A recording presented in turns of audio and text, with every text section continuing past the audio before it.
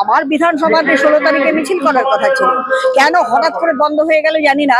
এখানেও সেই খুন খারাপির একটা ব্যাপার ছিল।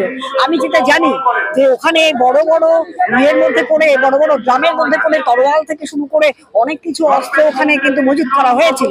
ওখানে পথের সাথীতে লোক ছিল।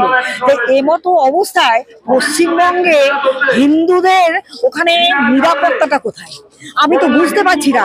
আর এই হিন্দু মুসলিম এই ভাগাভাগিটা মমতা ব্যানার্জি কেন করছেন? উনি কি নিজের সুবিধার্থে করছেন? আজকে চাকরি হারাদের চাকরি দিতে পারছেন না, আজকে চাকরি হারারা তার উপরে মানে রীতিমতো ক্রুদ্ধ হয়ে রয়েছেন।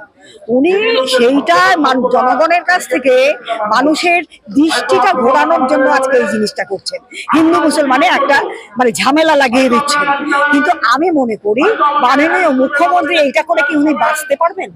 তারা শিক্ষিত সমাজ, শিক্ষকরা শিক্ষিত সমাজ, আপনার লোকেরা এবং আপনি টাকা খেয়ে কিছু মানুষকে, অপদার্থ মানুষকে চাকরি দিয়েছিলেন।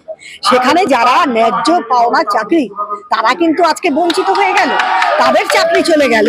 অথচ সেই যারা যারা নাকি আজকে চাকরি টাকা দিয়ে চাকরি পেয়েছে অপদার্থ, তার জন্য কিন্তু আপনার চোখের জল ঝরছে। এবং তার জন্য আজকে সবাইকে সবার জিনিসটাকে মানে শেষ করে দিলেন আপনারা। এই জিনিসটা তো উচিত না।